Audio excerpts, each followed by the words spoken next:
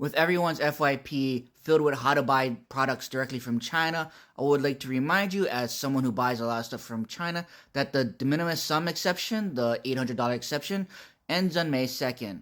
But the other thing that's on my mind is this video from 1 year ago where Janet Yellen warns about China's overcapacity of manufacturing production.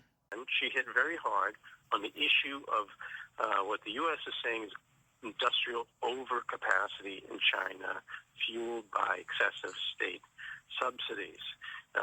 She's hitting this at every opportunity. And I have to say, one other thing I picked up on is that the U.S. seems very keen to present this as not just a U.S.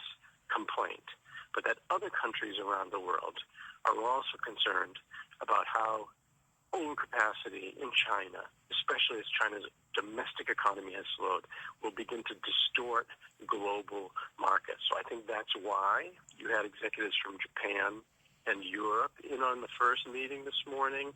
They're kind of marshaling their criticism together in something of a coordinated fashion, I think, and want to present that to the Chinese in that way. So I thought that was quite interesting. That really was the best excuse Janet Yellen could come up with: overcapacity and socialism, when the reality is, yes, China being the manufacturing center of the world is a threat to American and Western hegemony because every country now is gonna be dependent on China.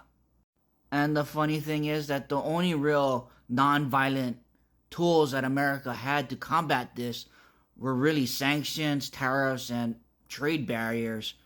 And look how well that's going. She's not yet to the point where the U.S. is threatening, new trade barriers over this issue of overcapacity. It's not quite coming to a head yet. So it's going to take a little while.